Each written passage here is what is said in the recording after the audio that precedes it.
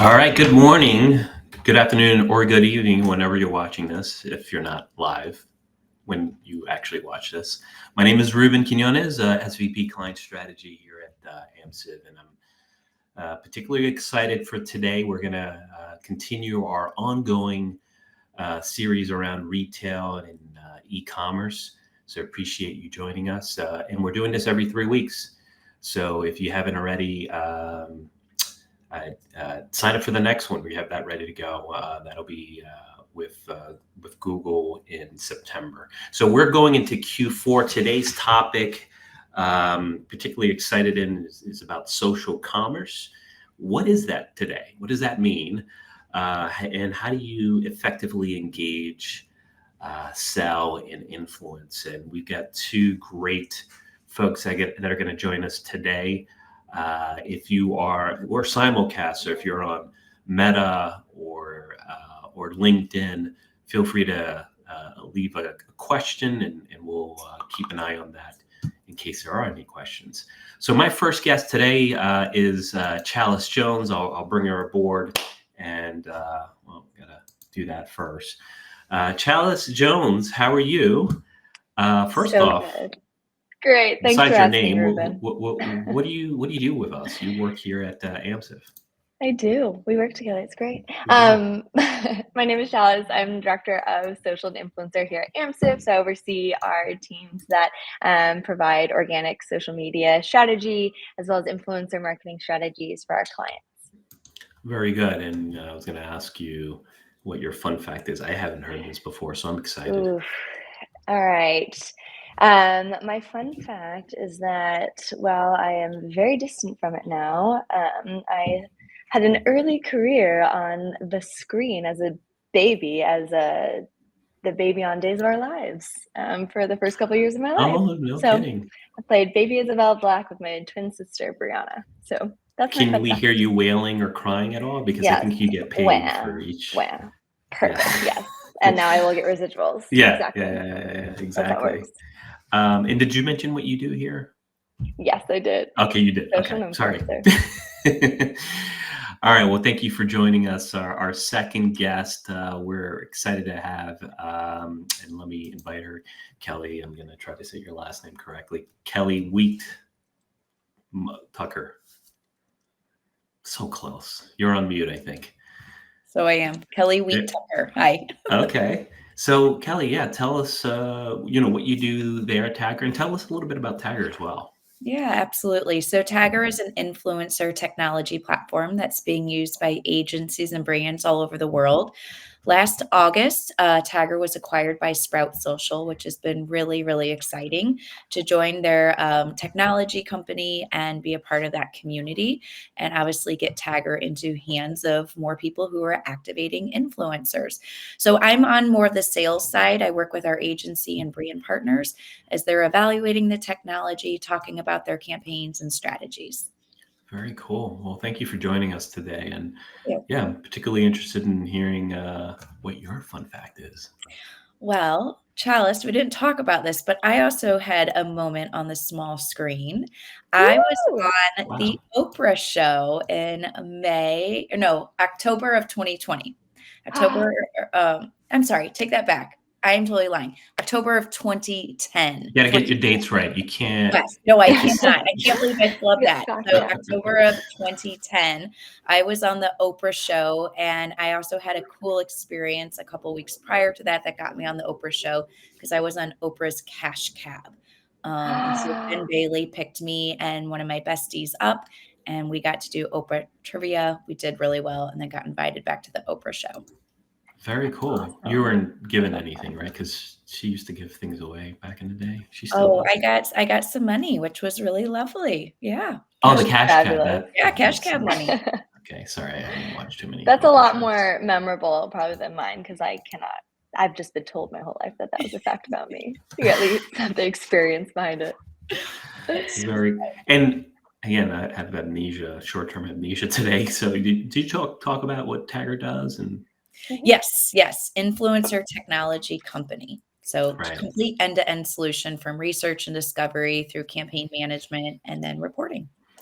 Very cool. And obviously one of our partners on the social side. So Thank glad to you. have you aboard. So yeah, let's just dive right into it. When we talk about social commerce, this is an area that's outside of the realm of what you do on site, especially for e-commerce, right? There's so many things you can do as far as channels driving to your site, but the landscape has changed over the last decade or so with a lot of these platforms. So curious to kind of know define what social commerce is and what it is today. And maybe Chalice, you can lead off on that. Yeah. Yeah, so I think what's really interesting about it is that it's really just kind of taking e-commerce and getting it really focused in a specific area. So if we think about what e-commerce is, it's going to be, the selling across the internet, the general practice of those selling of goods and services and these different online forums.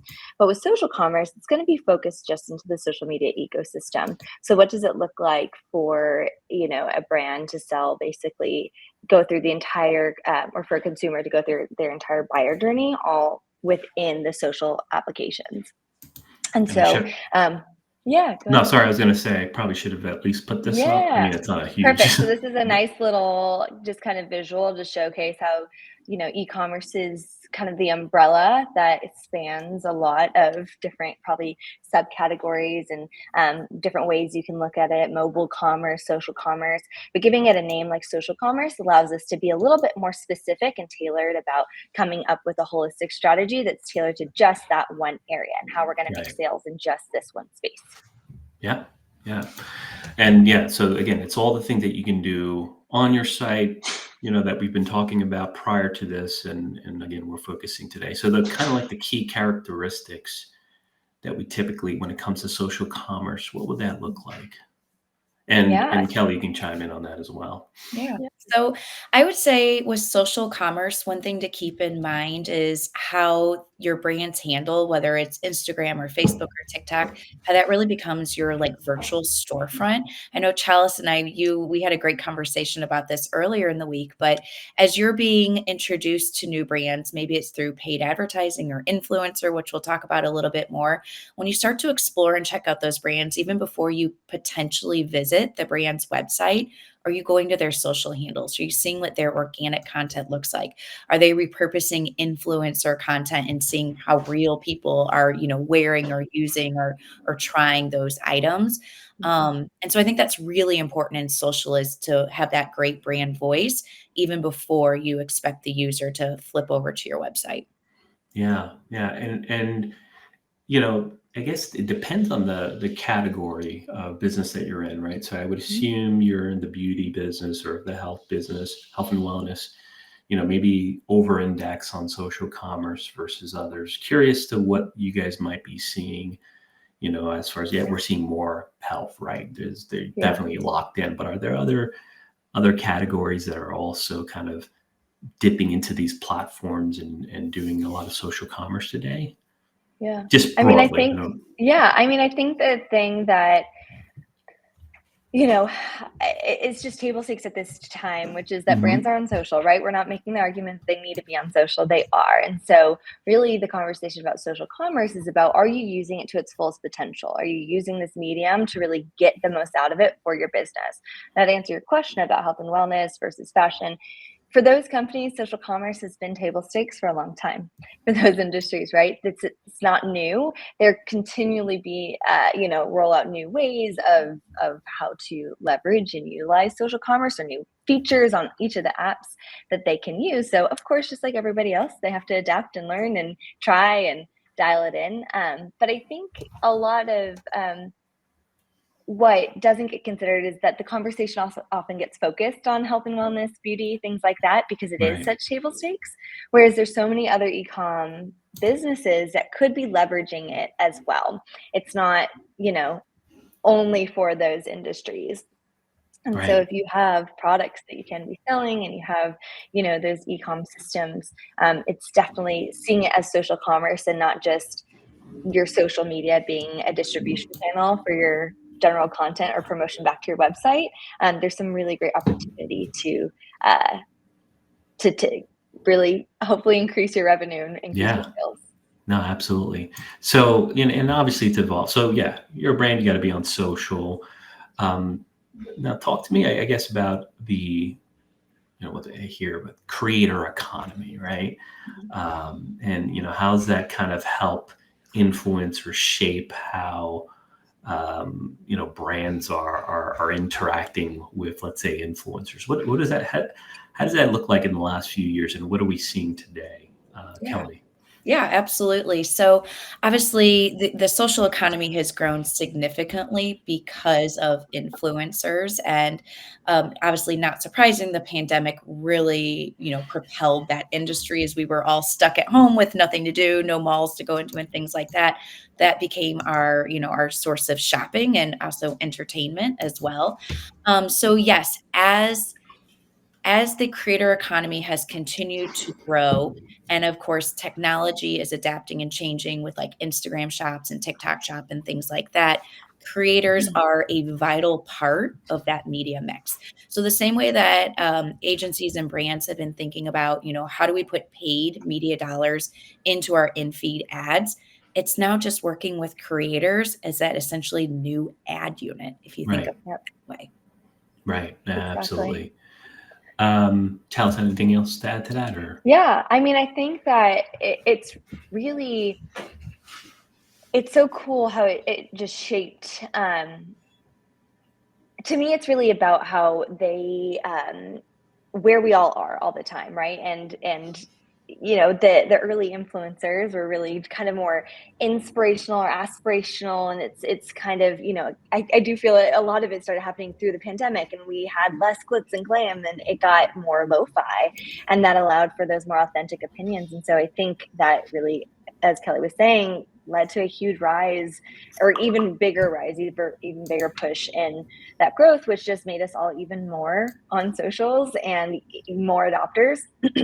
Yeah, And so that's leading to a huge need. And so really at the end of the day, when it comes to brands, it's not just, yes, consumers are there, but it's about meeting your consumers where they're at. And if they're in the posture to be making purchases on social, if they're in the mindset, then let's capture them where they are, rather than trying to ask them to do extra steps and then potentially missing that sale or that opportunity. yeah. And again, I guess maybe going back to what we're seeing as far as businesses tapping into either this Mm-hmm. creator economy or just being on the social platforms selling their products. And I guess I can contribute that to that a little bit too, Chalice, right? Go. We've seen, we've seen growing B2B actually, use it, leveraging influencers. So we talk about how, They're usually called thought leaders in the B2B space, though. yeah. Influencers is not usually the word that they like to be called. Oh, really? I'm learning something new. So don't call them influencers. In the B2B space, I think a thought leader goes a little bit Okay. further. Yeah. Thought leader. Except for in finance now, it's the finfluencers. There you I'm go. starting to Yeah. see that a little Oh, bit. really? I'm learning something today. So what other names do we have going on?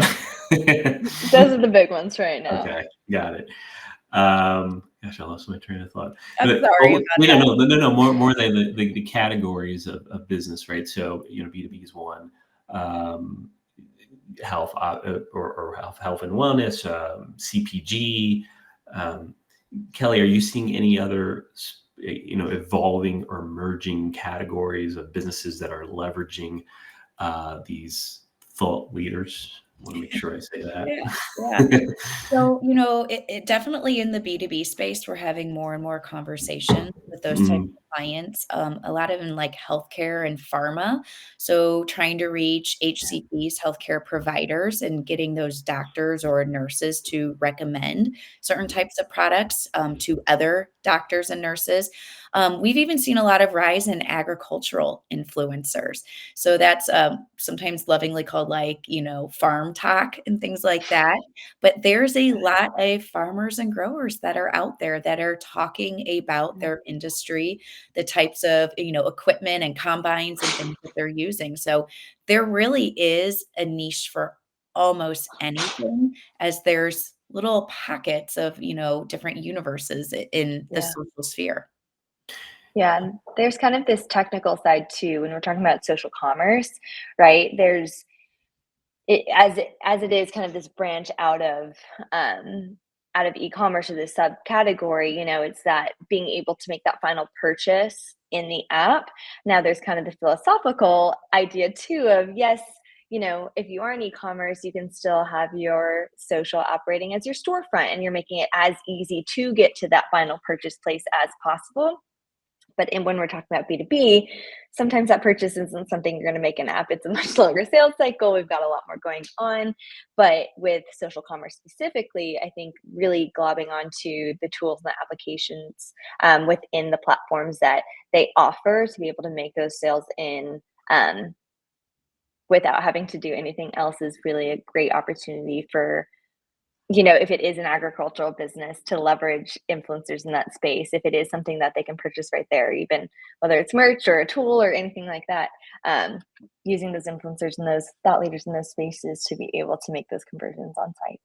I agree with you. Going back to the whole social commerce and why we're Mm-hmm. here, it does, of course, lend itself a lot more easy to CPG, health and beauty, clothing, and things like that, for sure. Yeah. Oh, There we go. Take 3.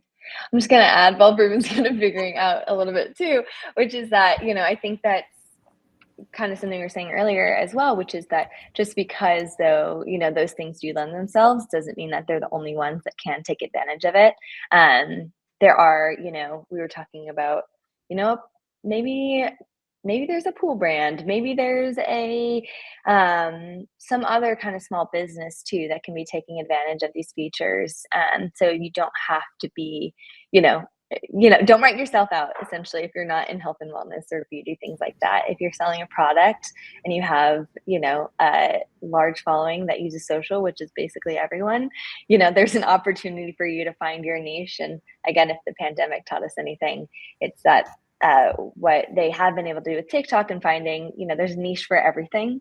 There's a corner of the world for everyone. And so just because some voices are the loudest and the most dominating, that doesn't mean that there aren't a really solid, passionate, ready to purchase community that's out there for your business. Yeah, sorry about that before. I have some workers that give us 24-hour notice until they're here just banging away.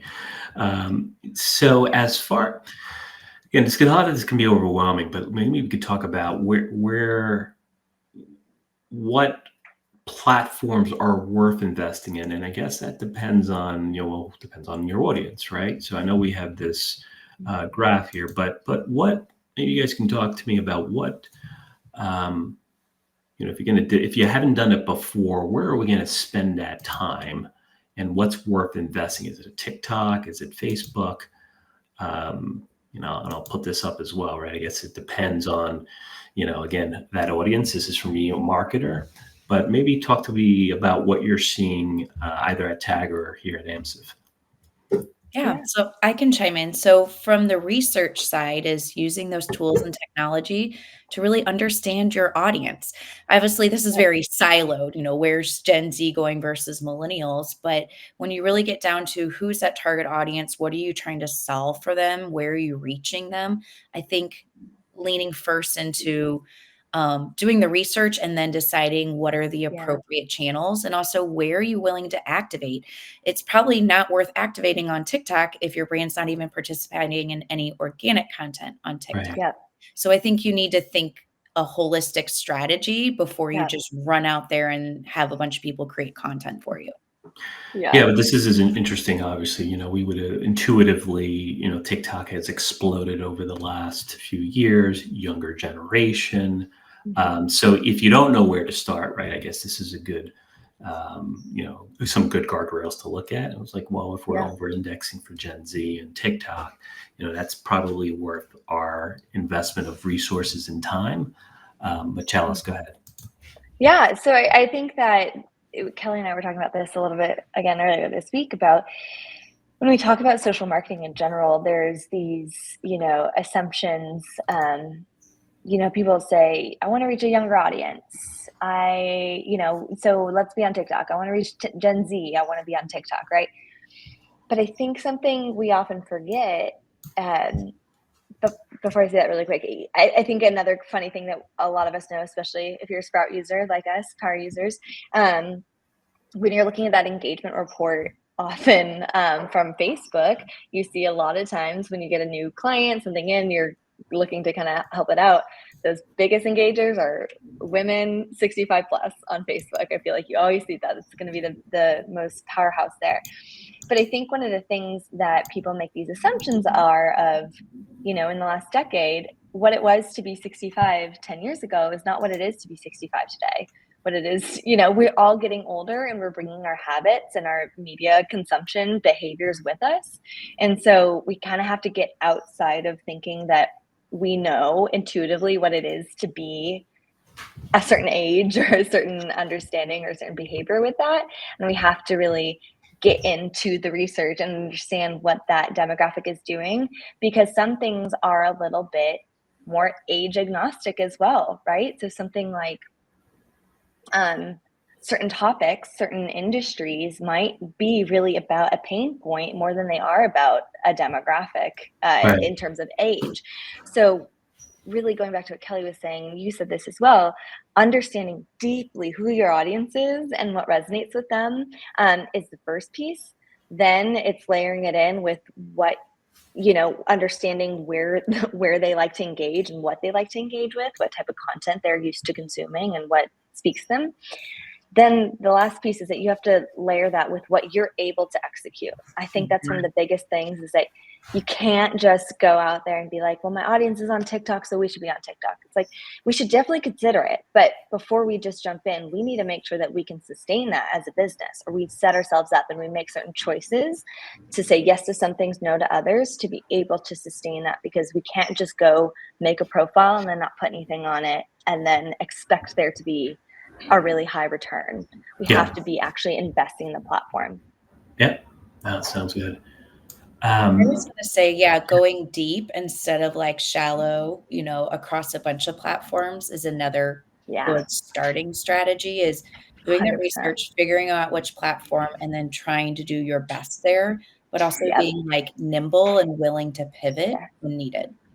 Yeah. And that's where I think, a really solid social strategy, there's a foundational element. Yes, you should definitely, as you grow different platforms, have your different objectives, goals, potentially unique strategies that you have for each platform.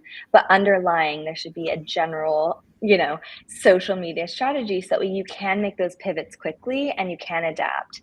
Again, in one of these eMarketer reports that kind of came with some of one of the graphs that we showed, is talking about agility, and that's, moving at the speed of social, right? And being able to adapt as quickly as possible, which means, yes, having a game plan, but also having almost a set thought process established with your brand and with your social strategy, so that way you know how to make choices so you can make them quick.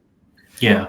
So for a brand that's not activating in social commerce, or they're doing it, use your term, Kelly, they're shallow in it, would a good way to see if it's worth the time is, besides, audiences and age groups by, platform, it's also looking at these thought leaders, right? And who their audiences are. I assume that's, like, how much do we rely on, hey, we know our audiences are on this platform versus, this thought, I'm sorry, I'm going to say influencer. Yeah, say influencer.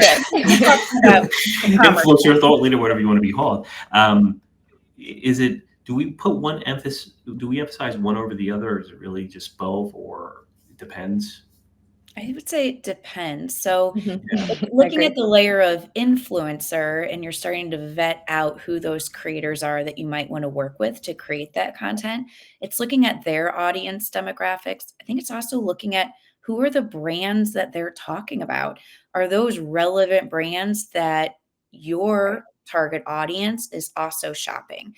And so making sure that you're picking creators that have that relevancy and authenticity already with their brand. And then it feels aligned with who they are, because if they're going to come forward and talk about your brand and give their own perspective of why it's the best or help to cure, XYZ, if it's not similar to other brands that they've talked about in the past, it's going to come off as like a quick pay to play. Yeah, I think that's really a great point, Kelly. And I think that, what was it? The word of the year for 2023 was authenticity in the social community. We kept talking about how to be authentic.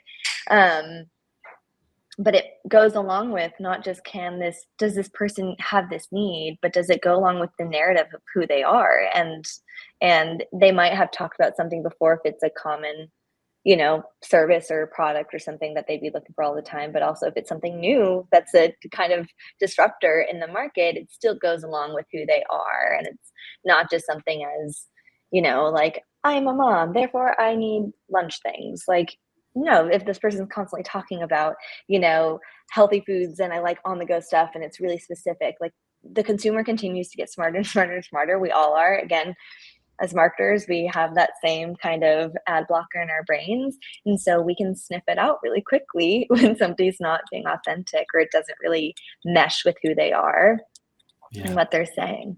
That also kind of goes into the part of partnership length, right? Yes. Would you work with creators a one and done, or should it be a longer term partnership? And there's a lot of studies out there that prove that it should be a longer term partnership. Number one, it's great for the creator to be able to know, okay, if this is my business is creating content, what type of payment do I have coming in? But it also gives them more of a vested stake to continue to do a good job. And it really backs into like a true media concept of reach and frequency. You need to hear that person talk multiple times about how the product helped to save the day, or, this food was really loved by their family. And here they are, serving it to their family multiple times throughout the year. I think all of these little pieces come into play to build out a really strong, robust influencer campaign that's going to drive social commerce. Yeah, no, it's interesting. You hit you hit on frequency, which traditional advertising, and it's Nielsen, TV. It's all GRPs and frequency and reach. And I still don't know how that was measured back in the day, but we're kind of challenged a bit more, but it's almost like the same metrics. But yeah, they're spending their time more and more on their phones, right? So you're furthering that reach and that frequency. Now, I guess when it comes to either dealing with influencers, thought leaders, and even within these platforms and setting up shop, what are we seeing are like the biggest challenges in doing that you guys are witnessing? Chalice, I'll let you. That's good. Sure.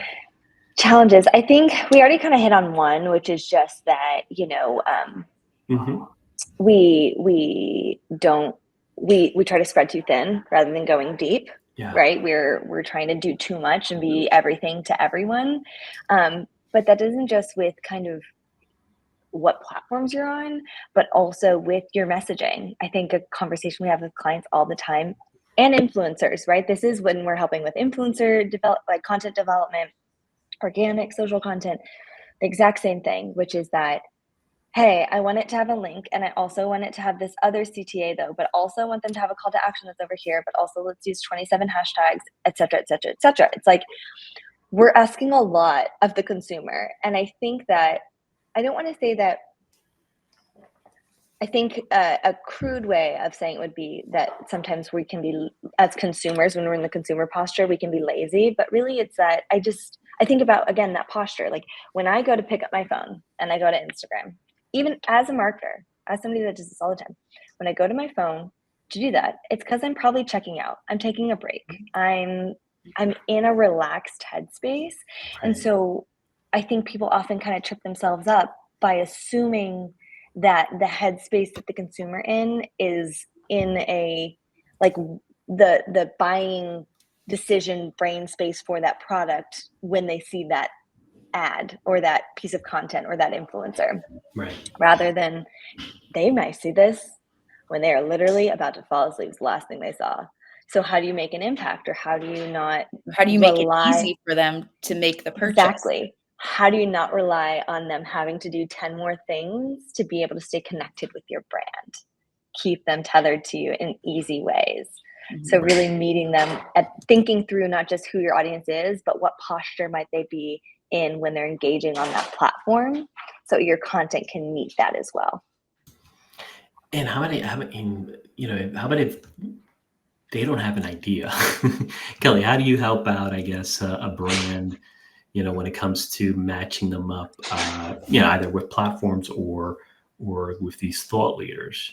Are you able to kind of help them drive that at all? Or again, is it that they have to have this blueprint? What does that look like for you, Well, a a tagger? lot of times the blueprint is dependent on what type of an e-commerce platform they're sitting on. Where are they trying to drive the sale? Are they trying to do it through a TikTok shop, or do they want to try to drive it through their owned site, right? And Mm-hmm. probably because margins are better.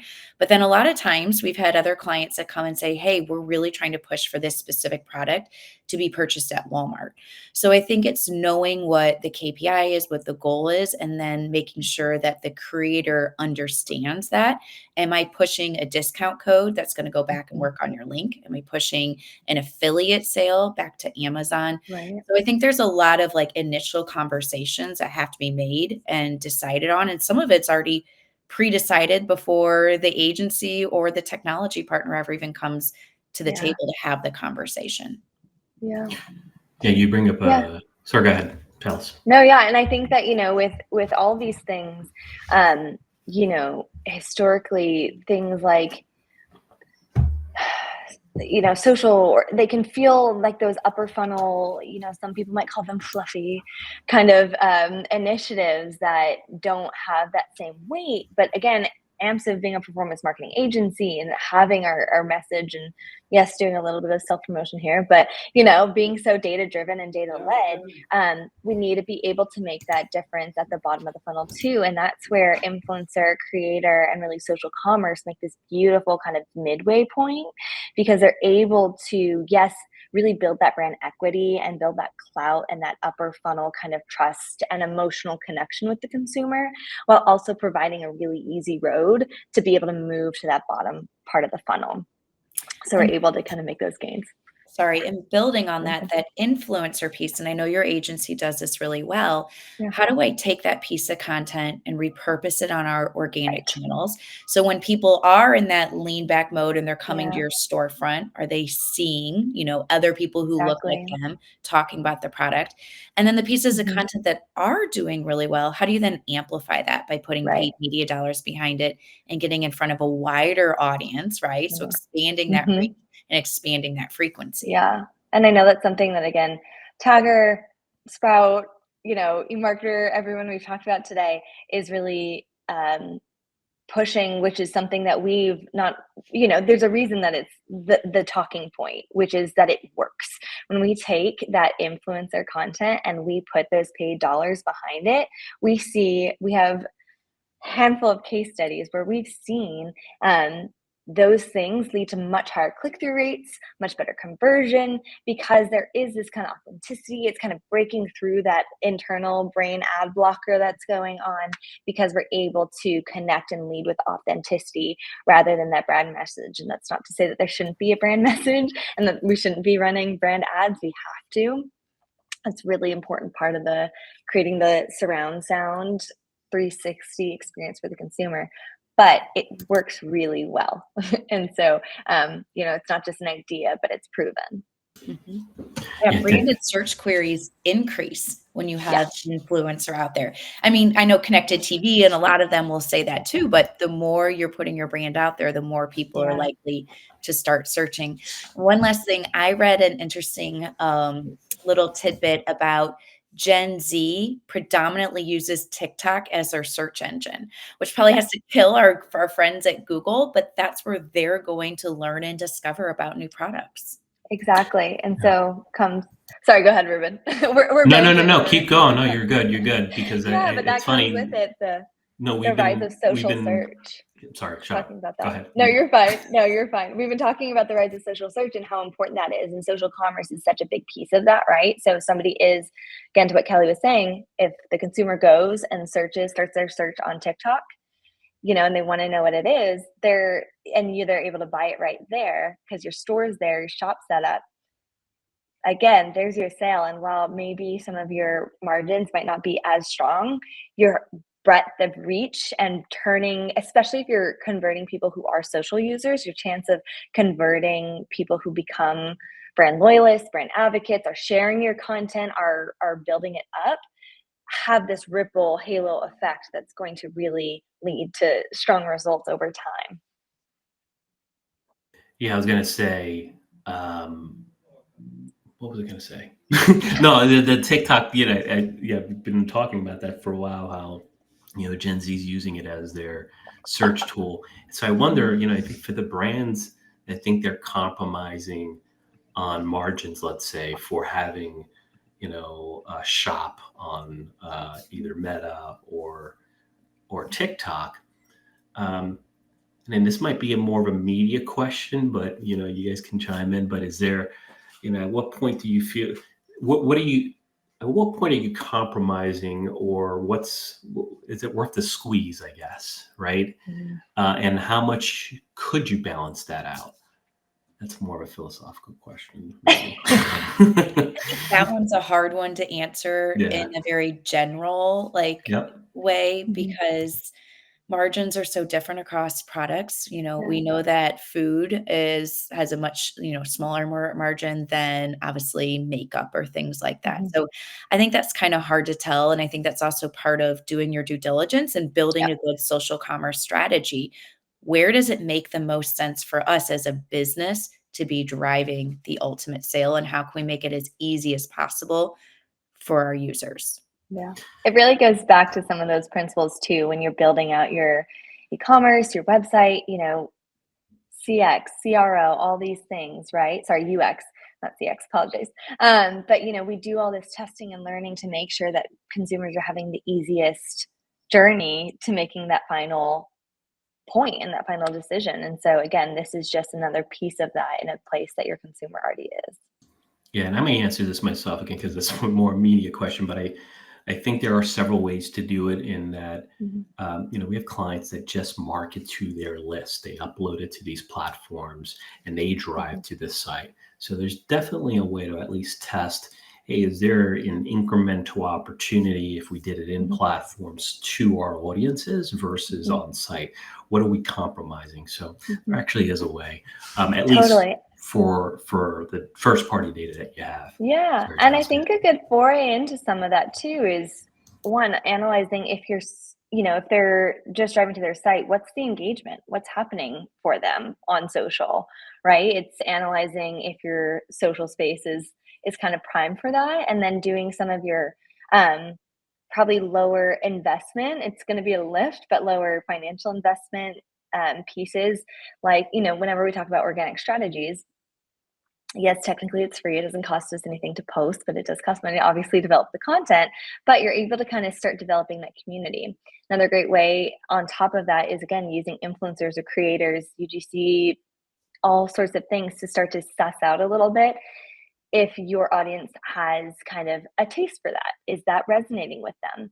It's a great way. You can start on a really small scale, especially if you're using paid dollars. If you're already running paid advertising, you have some influencer content, 1, 2, 3 pieces, you can run that in your paid. Just run it up against your other ads. See how it goes. Test and learn. A/B test it. You'll see if, again, even that uploaded email list has a taste for it. And if it does, that might even indicate that they're a little bit more, if it's in a real kind of clear influencer style, that they have a social leaning and that you should really maybe lean in, and that could then inform building out your social commerce even more. So there's ways to kind of crawl, walk, run it a little bit to really see if your audience has a propensity for resonating with that type of content. Yeah, no, absolutely. I guess, and you guys hit on, Chalice, you hit on it a few times, paid. Is it even worth being on these platforms? I mean, obviously, if you're on these platforms, hopefully you are doing some pay play.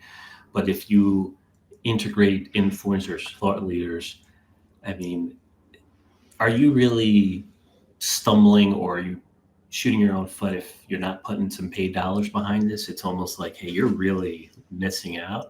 I feel like I know the answer to this question, but I'm curious your thoughts. Yeah, I think it's, and Kelly, I'd love to know your thoughts too, but I think it's what you're trying to accomplish. I think that there's so much power that comes with the paid. But again, when we're talking about brand equity, it's also a great again, the minute somebody sees this, even if it's tiny and faded and gray at the top and hidden in the corner, it says sponsored, there's still that kind of like, okay, I know I'm being sold to right now. Or if it says like eligible for commission, we still kind of have that blocker that goes up. So having a mix of it is really good, because again, when they see it just organically, it's a lot easier to not have that kind of reaction. But it depends on what you're trying to accomplish. But I think that there's so much room to put more power behind influencer content than what people maybe take advantage of. And that's 100% our philosophy. But I'm sure it's everybody's favorite answer, which is that it kind of depends also. I know that's the whole digital answer. Well, it depends. I used to hate when I'm like, oh, stop with the it depends. But I'm like, it really does. It kind of Kelly, was there anything else you're going to add to that? Or? I was going to say, not every piece of influencer content demands paid dollars behind it, right? I think if it is a piece of content that performed really well in that organic space against that creator's reach already, then yes, maybe it's one that we want to elevate and try to see if we can squeeze some more, sales out of it. But not every creator is going to lend that same type of like broader reach.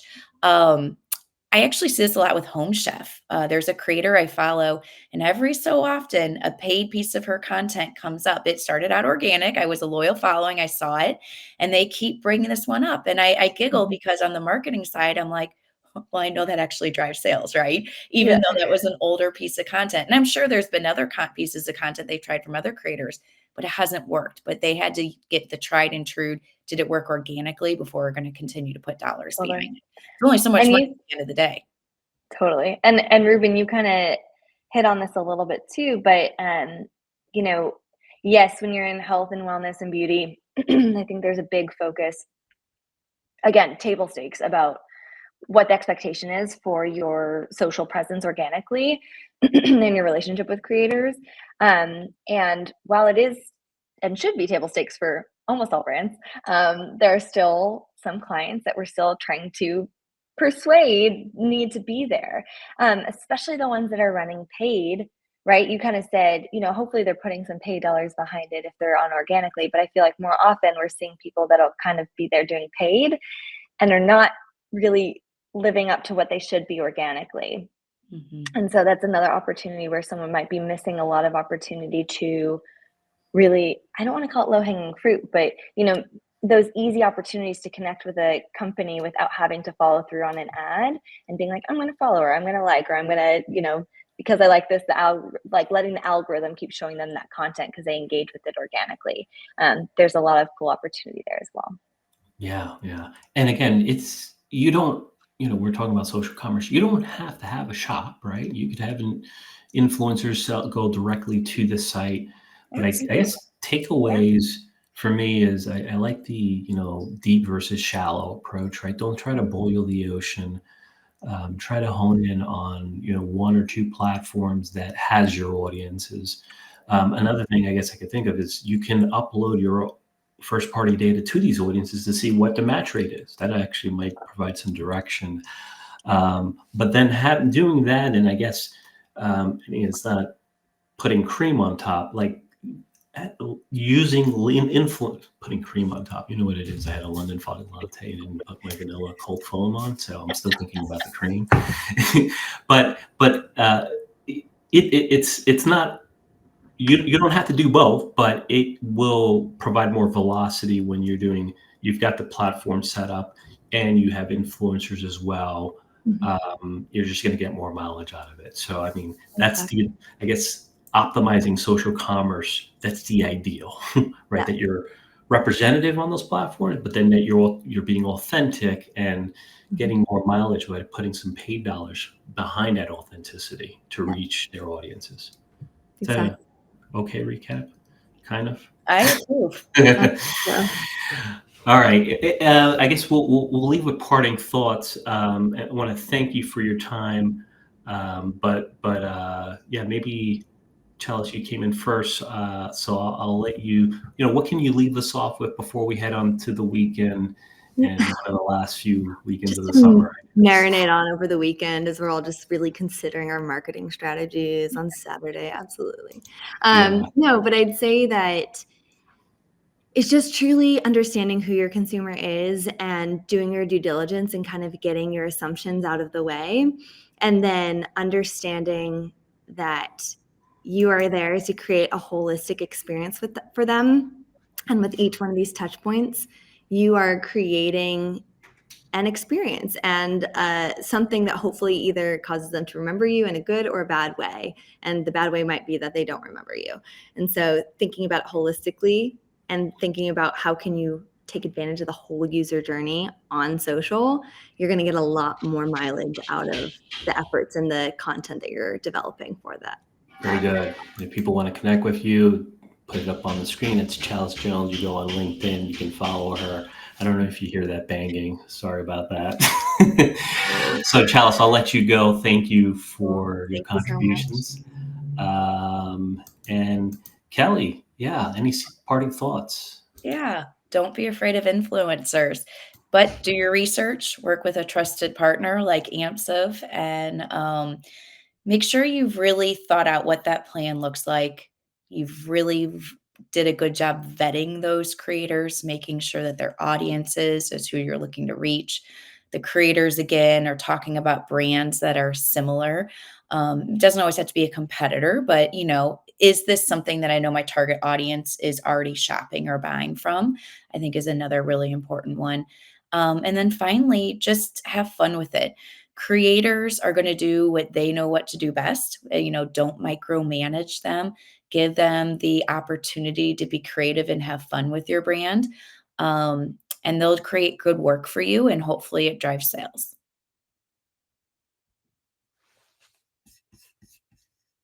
That's what I've got for you. Oh no, you're muted again. Sorry, but it sounded like I knew what I was talking about, right? So Kelly, thank you so much. I appreciate your contributions. You can follow Kelly on LinkedIn as well. She works with us on our campaigns as well. So you can get the package of 2-in-1. You can get Chalice and Kelly if you ever work with us. But I appreciate you providing contributions to the conversations around social commerce and its importance. So Thank you. We'll do this again in the near future. Take care. Take care. All right. So we have another one in the books, guys.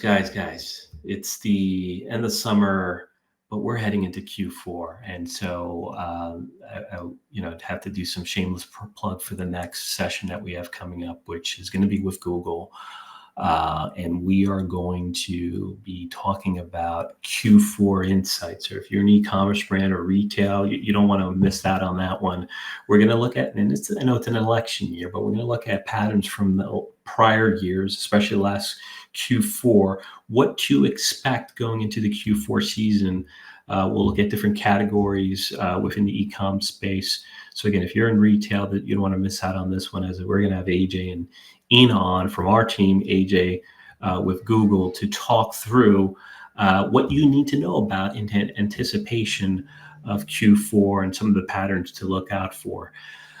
So I appreciate your time. Thank you for tuning in. I know there's you're busy but I think if you are like me, you wake up each and every day and you're humble about the fact that there's so much to know in this space. So, which is one of the reasons why I do this, because I learn a lot just having conversations. So hopefully you do as well. And so follow us on LinkedIn, on Amsive. We post this on the blog as well, on the Amsive blog, and also we send out some emails just letting you know of the upcoming sessions. So with that, I want to thank you for tuning in. So a good morning, a good afternoon, good evening, wherever you're watching this, whenever you're watching this, and I will see you next time.